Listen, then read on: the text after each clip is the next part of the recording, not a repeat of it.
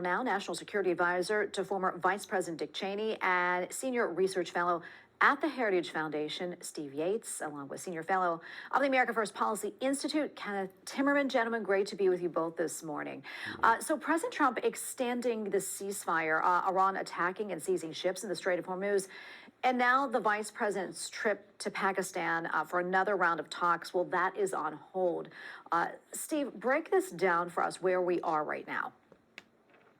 Well, I can see how the headlines could be confusing, but at the same time, I think the president is communicating fairly clearly that he sees time, at least in the near term, as increasing his options, and I think maybe pushing things in a more favorable direction more broadly to an outcome in Iran that is acceptable.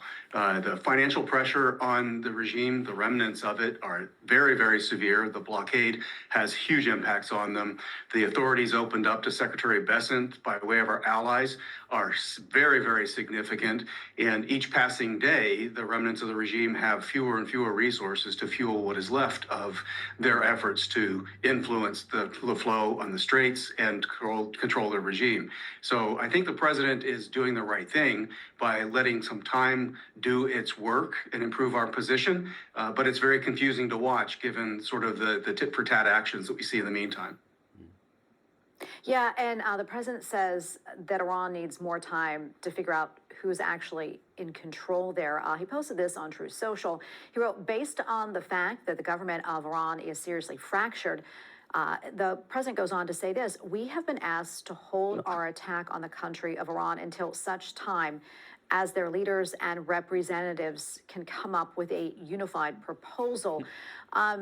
So, Ken, it looks like, once again, the Iranians are really just kicking the can down the road here.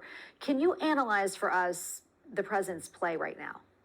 Well, I think the president understands that time is on our side, not on the Iranian side. And by the way, they do have a unified proposal. Their unified proposal is that we should lift the blockade before we send anybody, or they send anybody, to Islamabad for further talks. The problem that they've got is that the storage tanks on Karg Island, their main oil export terminal, are almost full. Within days, they will be full.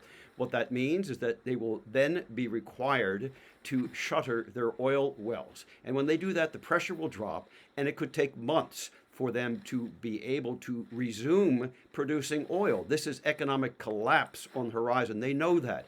Everybody in the leadership knows that. This idea that there is divided leadership is true but not true. They're all united on one thing. They want to see the regime survive, and they know that this continued blockade will mean the collapse of the regime.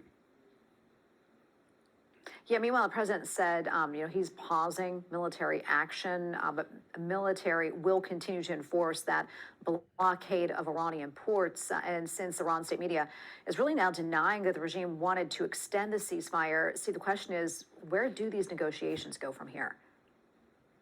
Well, I admire the vice president and the team's stick-to-itiveness to be able to go after these kinds of conversations. This is a negotiating counterpart that no one could possibly trust and would have to verify absolutely everything. I think it makes good sense for the president and his team to look for diplomatic off-ramps and see whether some kind of a deal can be held. At the same time, he's made very, very clear that this strategic pause has been a moment of replenishing American capabilities. Allies that are real allies in the region with real skin in the game also have options. And there's a very, very clear determination that they're going to finish what needs to be done to reset the broader Middle East to be on a better path. And I think that basically they're doing what makes good sense, which is kind of contrary to what the president's critics thinks he's all about. Yeah, and today the UK Ministry of Defense is bringing together military planners from over 30 countries for a major meeting. They're working on a joint plan to protect key shipping lanes in the Strait of Hormuz, and any actual mission that won't get underway until a permanent ceasefire is established. Ken, I want to get your reaction to that. What more do you know about it, if anything?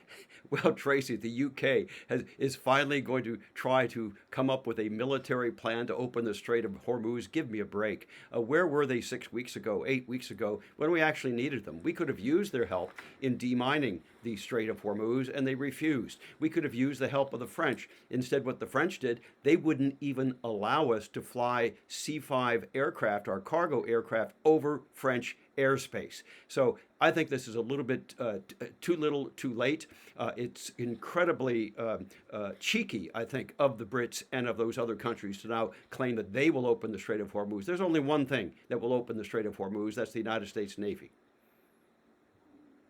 Yeah, for sure about that. So Iran's new supreme leader, as we know, is yet to make a public appearance, and the IRGC seems to be running the show. The regime's leadership definitely showing a lot of cracks here, Steve. Do you see the regime falling soon? Do you think there will be regime change? Well, I think that a major change is coming in part because of all the things that we've noted about the profound economic pressures. They're overwhelmed and outmatched militarily. And while sort of the give and take on the sort of hourly checks on the situation can give people pause or confusion from time to time, broadly speaking, this strategic plan has been breathtakingly effective in a relatively short period of time historically. And when the resources really go to zero, and Ken is right about the oil, once it's paused, that is a major strategic economic factor. There's just nowhere to go. They have to sue for peace or there has to be change. And maybe that's when the people are empowered to rise. All right, Steve Yates, Kenneth Timmerman, great to be with you both. Thank you both so much. We appreciate it. Thank you. Thank you.